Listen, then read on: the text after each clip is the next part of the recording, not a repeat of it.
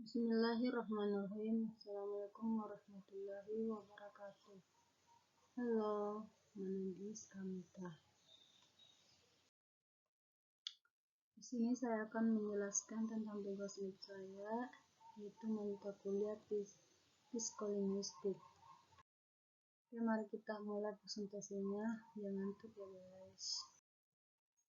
Yang pertama, definisi psikolinguistik. Psikolinguistik yang berarti psikologi bahasa adalah studi tentang faktor-faktor psikologis dan neurologis yang memungkinkan manusia memperoleh, menggunakan, memahami, dan memproduksi bahasa. Psikolinguistik berkaitan dengan studi tentang proses kognitif yang mendukung perolehan dan penggunaan bahasa. Perbedaan language acquisition dengan language learning. Language acquisition adalah proses alami di mana seseorang mempelajari bahasa pertamanya melalui paparan bahasa tersebut di lingkungan sekitarnya. Sedangkan language learning adalah proses belajar bahasa kedua atau bahasa asing melalui pengajaran formal atau informal. Dalam language acquisition, anak-anak belajar bahasa dengan cara yang sama seperti mereka belajar keterampilan lainnya, seperti berjalan dan berbicara.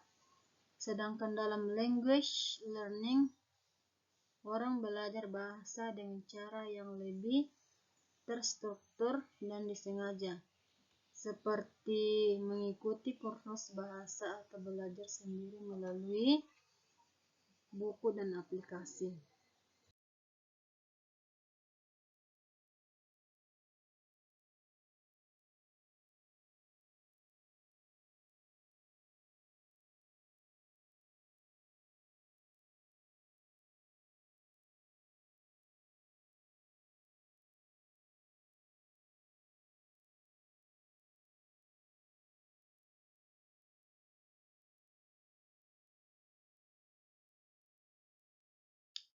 Yang ketiga, teori pemerolehan bahasa.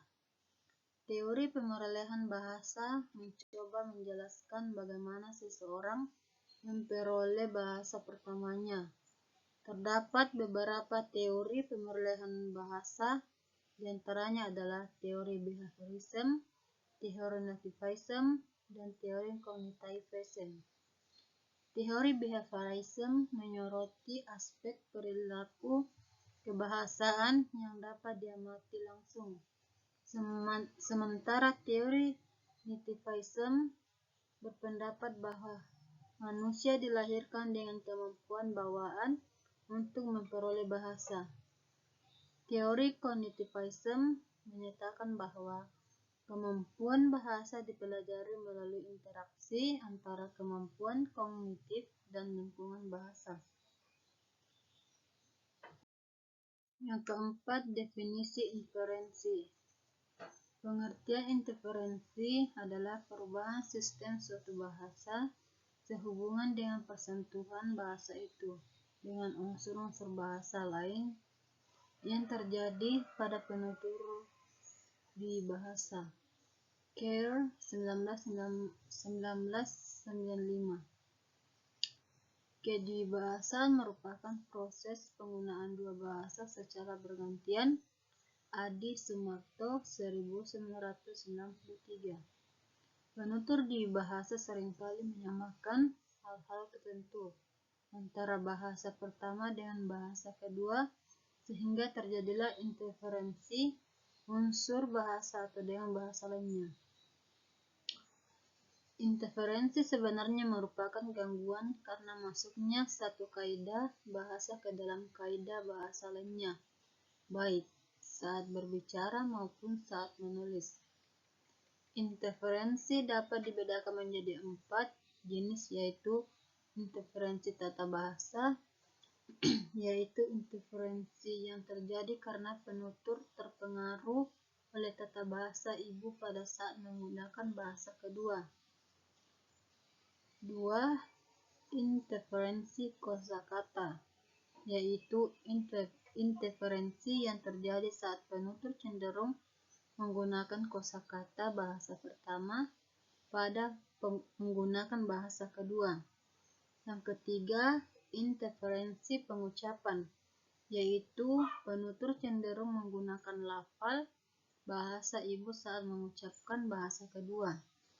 Dan keempat, interferensi makna, yaitu interferensi yang terjadi pada saat penutur memahami makna bahasa kedua dan berpikir menggunakan pola bahasa kedua. Al-Wasilah 1985. Hal ini sejalan dengan pendapat Kridalaksana 1982 yang mengatakan bahwa interferensi dapat terjadi pada tataran fonologi, sistem gramatikal, leksikon, dan semantik. Selanjutnya, jenis-jenis dan contoh interferensi. Yang pertama, interferensi fonologi adalah salah satu bentuk interferensi bahasa yang terjadi akibat perubahan bunyi fonem dalam bahasa yang sedang digunakan. Contoh interferensi fonologi antara lain penghilangan fonem dan perubahan bunyi fonem yang tampak pada pengucapan atau kata frasa dalam bahasa yang sedang digunakan. Contohnya, dalam bahasa Indonesia terdapat interferensi fonologi dari bahasa Jawa seperti pengucapan saya menjadi sare atau pengucapan kamu menjadi koe. Selain itu, interferensi fonologi juga dapat terjadi dalam bahasa Indonesia akibat pengaruh bahasa daerah atau bahasa asing. Yang kedua, interferensi morfologi adalah salah satu bentuk interferensi bahasa yang terjadi akibat pengaruh bahasa lain dalam pembentukan kata dengan menyerap afiks-afiks bahasa lain. Contoh interferensi morfologi antara lain penggunaan kata kepukul atau ketabrak yang merupakan interferensi morfologi dengan menyerap afiks-afiks bahasa lain. Selain itu, interferensi morfologi juga dapat terjadi dalam bahasa Indonesia akibat pengaruh bahasa daerah atau bahasa asing seperti penggunaan kata kebesaran atau kekecilan. Yang ketiga, interferensi sintaksis adalah salah satu bentuk interferensi bahasa yang terjadi akibat kesalahan dalam tata bahasa atau penggunaan kata depan yang salah. Contoh, interferensi sintaksis antara lain penggunaan kata depan yang salah dan kalimat seperti saya pergi ke pasar dengan kaki, yang seharusnya menggunakan kata depan dengan sebagai penghubung antara kata pergi dan kaki.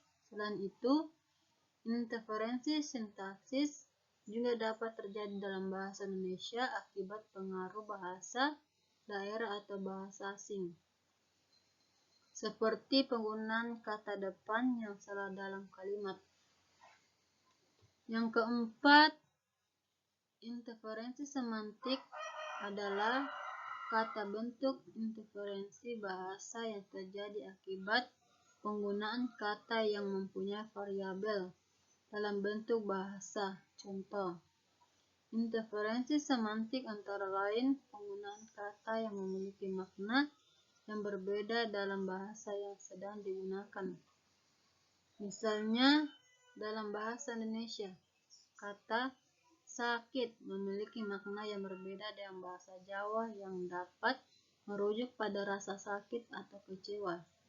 Selain itu, interferensi semantik juga dapat terjadi dalam bahasa Indonesia akibat pengaruh bahasa daerah atau bahasa asing seperti penggunaan kata yang memiliki atau berbeda dalam bahasa yang sedang digunakan. Kelima, interferensi leksikal adalah salah satu bentuk interferensi bahasa yang terjadi akibat masuknya unsur leksikal bahasa pertama atau bahasa asing ke dalam bahasa kedua. Contoh interferensi leksikal antara lain penggunaan kata-kata bahasa Jawa dalam bahasa Indonesia seperti nyawang yang berarti melihat dalam bahasa Jawa, tetapi digunakan dalam bahasa Indonesia dengan makna yang berbeda. Selain itu, interferensi leksikal juga dapat terjadi dalam bahasa Indonesia akibat pengaruh bahasa daerah atau bahasa asing, seperti penggunaan kata-kata bahasa Inggris dalam bahasa Indonesia. Selfie atau update. Baik, terima kasih. Itulah hasil presentasi saya. Mohon dimaafkan bila ada yang salah. Saya akhiri dengan wassalamualaikum warahmatullahi wabarakatuh.